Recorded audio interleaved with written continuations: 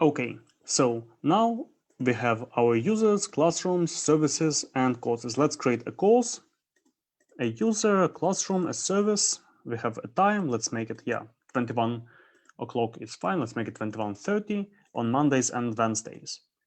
And we will also create a separate course without any schedule. Okay, like this. Now let's have a look. Here are our two courses. One has Mondays and Wednesday, one has just weekly. And now we don't have any lessons, but I will press generate lessons. Done. I go to lessons and I have 8 lessons generated. Okay, but you see the time, the start time is saved as the current time that I have at the moment, that I had at the moment of generating the lessons. And it's kind of wrong. We want to see the time as the time that we have in our courses table, the start time. So we need to change it. We need to generate lessons with the correct start time, with the one that we declare for all the lessons here.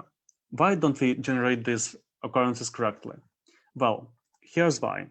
Let's go to our index and remove this strf time. We get occurrence, and you see we have the current time. Each time I refresh, the time updates. And we actually want to have the time that we have, well, here. We want to have the dates as they are here, but the time as it is here. Now, how can we accomplish it? Well, let's go to our course RB. Here we generate our schedule, and according to the documentation of the gem ice cube, we can have something like now equals time now. So what if I add this now equals time now? Will anything change here? No, not really. Or did it? Let's see. 21:51. Yeah, it didn't change. But what if we set now to not time now, but self.start time? So we set now to this time. What will happen? And here's what is happening. We are starting to generate all these events with the correct time, but starting from the year 2000. Now, what does this remind us? The year 2000 and the first month, and up till 1 month from now. What does it tell us? It tells us that we are taking all the occurrences starting from the date in the start time. Now, here, if we remove this strf time, what do we see? We see the year 2000. So we definitely don't want to be generating the events starting from the year 2000. And we will always have the year 2000 in the start time field. Well, what can we do about it? One thing, we can actually make this a date time field and make this start time editable. And generally, I read on some old Ruby forums just now that it is a bad practice to keep a time field. It's much better to keep a date time field, and you can always use only the time if you want only the date. Because with the time field, you'll be always getting this here that will be annoying in cases just as this one. So we are going to change the start time from a time field to a date time field. Let's run a migration. I will type something like Rails generate migration, change schedule, start, is it start time? Let's see, start time to date time. Here we are running a new migration, and actually we're going to change the field type, and we're going to delete all the data that we have now. So we will, well, make it an irreversible migration. We're going to remove column from the table courses, name the start time. And we're going to add a column to the table courses, start time as date time, just like this. Okay, let's run the migration, Rails DB migrate. And let's start the server. What will we have? Okay, we don't have any start times, so it's just generating the events as of now.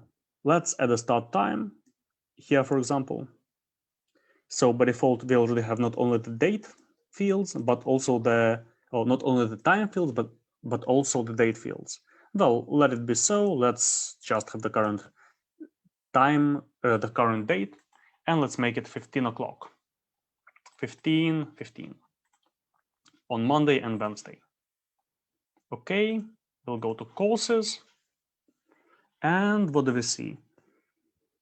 The time is shown correctly, and it's generating as of this date. Let's select a previous date. Let's select the year 2020, and let's go to courses, and we have all the events as of this date in 2020. And if we press generate lessons, I guess all of these lessons are going to be generated. Well, we can try. Now we have 8 lessons. I press generate lessons. Okay, cannot cast time. What is this error? Let's see. Let's go to our courses controller. And what do we have now? Now, let's see. For some reason, the occurrence is found as a time field, not a date time field. Let's dive deeper into this. Now, if we have a look here, in the cases where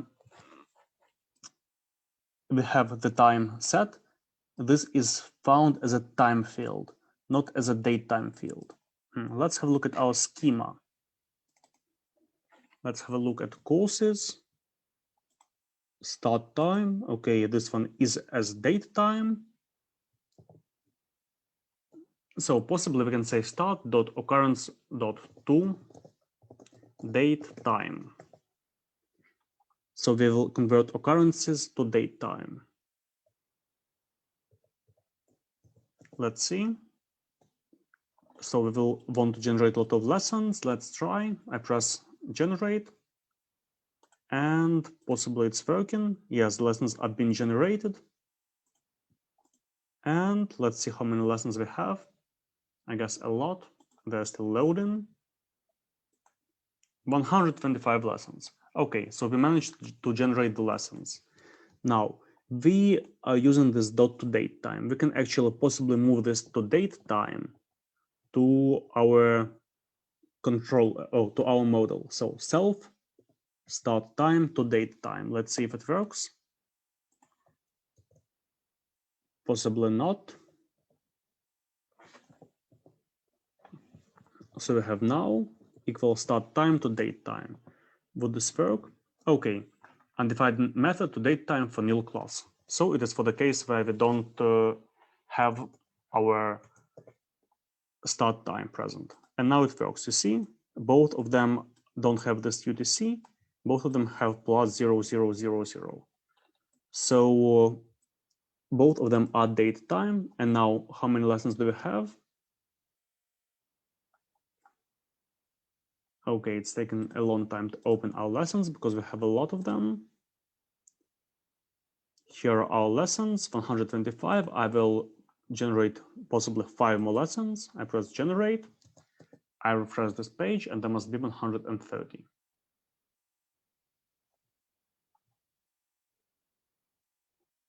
Yeah, I don't like that it's loading so long. We'll need to do something about it.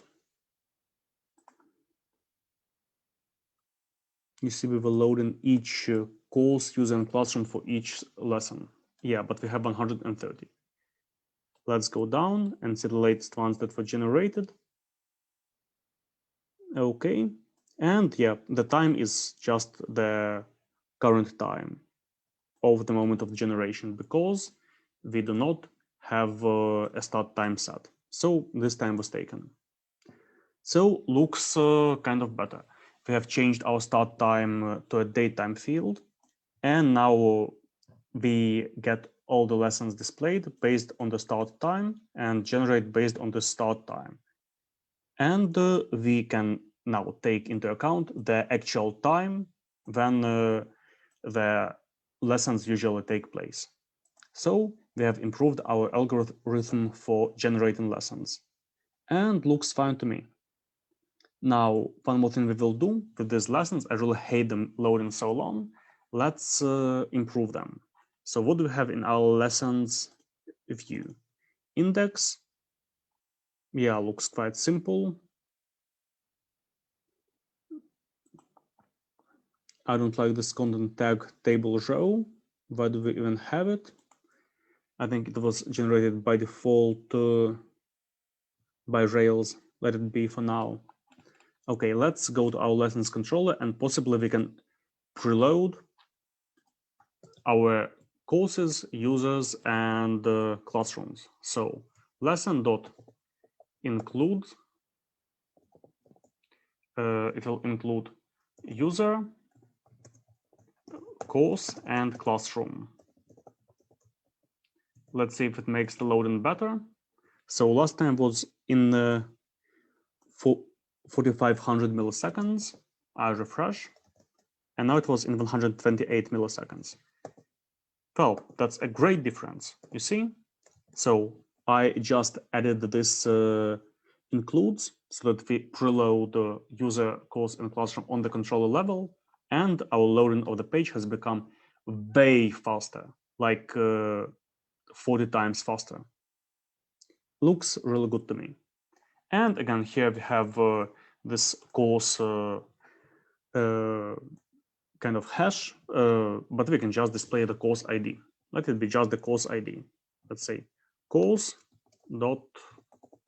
just course ID. And looks fine.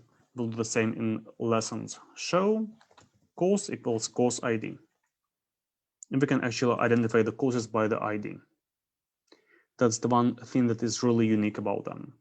So we have course, okay, in lesson we will show course.id. And looks fine for now. So that's it. Thank you.